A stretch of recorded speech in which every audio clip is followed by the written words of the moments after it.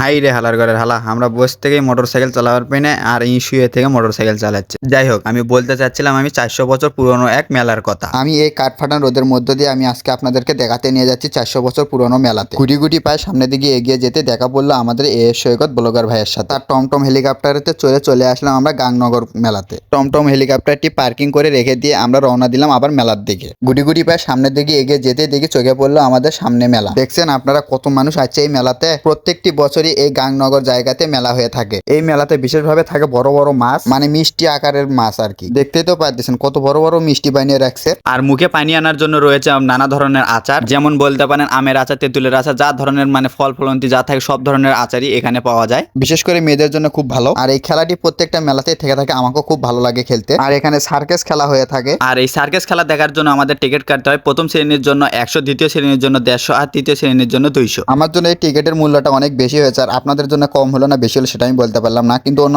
অনেক জায়গায় আছে এটার মূল্য অনেক কম হয়ে থাকে, কিন্তু এখানে একটু বেশি। যাই হোক, ভিডিও শুরুর আগে আপনারা যারা দেখতে পারলেন যে টমটম গাড়ির উপরে হেলিকপ্টারের মতো উড়ে উড়ে বেড়াচ্ছে, সেই খেলাটি দেখার জন্য আমরা টিকিট কেটে নিয়ে টিকিটটি হাতত করে নিয়ে যাচ্ছিলাম। আমি তো ভাবলাম এখান থেকে দিতে হবে, তা না ভাবে দেখছি না, ভিতর দিয়ে ঢুকে গিয়ে ওকে সামনে আমার কাকাকে দিতে হবে। তার কাকাকে দিয়ে আমরা সামনের দিকে রওনা দিয়ে দিলাম। গুটি গুটি পা সামনের দিকে তার সাথে খেলা দেখলাম, মানে খেলা দেখলাম না তো, খেলা দেখতে যাচ্ছি আর কি।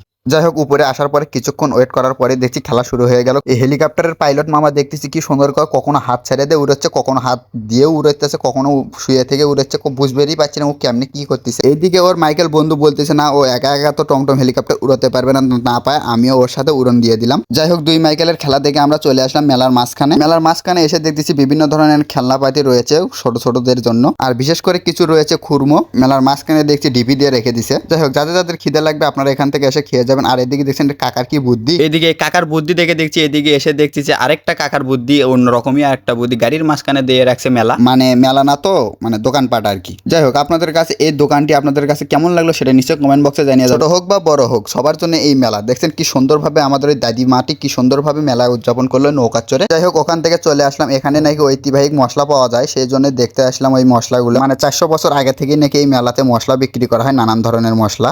মেলাতে ঘুরতে ঘুরতে আমাদের তৃষ্ণা পেয়ে গেল, তাই আমরা দুই কন্টেন্ট ক্রিয়েটর একসাথে খেয়ে পেলাম ঠান্ডা ঠান্ডা অমৃত, মানে গ্যান্ডারির রস আর কি। যাই হোক, এই জায়গাটা যে কোথায় আপনাদেরকে তো বলাই হয়নি। বগুড়া জেলা শিবগঞ্জের দেউলিয়া ইউনিয়নের গাংনগর গ্রামে প্রতি বছর বৈশাখ মাসের শুরুতে 7 দিন ব্যাপী এই মেলা হয়ে থাকে। এই মেলার কথা আমি অনেক বয়স্ক মানুষদের কাছ থেকে শুনেছি, তাই আমিও চলে আসলাম এই মেলা ঘুরতে। মেলাতে হালকার উপরে ঝাপসা করে ঘোরাঘুরি করার পরে একটু পাপড় নিয়ে বাড়ির পথে রওনা দিলাম। আর আমরা এদিকে টমটম হেলিকপ্টারে আসছি, আর এদিকে এরা ঘোরার চলে আসলো মেলা ঘুরতে। যাই হোক এভরিওয়ান, আজকের ভিডিওটি আপনাদের কাছে কেমন লাগলো সেটা নিশ্চয়ই কমেন্ট বক্সে জানিয়ে যাবেন। সুতরাং এভরিওয়ান, আজকের ভিডিওটি এই পর্যন্ত। এই ভিডিওটি যদি ভালো লেগে থাকে লাইক কমেন্ট শেয়ার করে দিয়ে পাশে থাকবেন। আর যারা ইউটিউব থেকে দেখছেন তারা ইউটিউবটি সাবস্ক্রাইব করে দিয়ে পাশে থাকবেন। আল্লাহ হাফেজ, বাই বাই, আসসালামু আলাইকুম।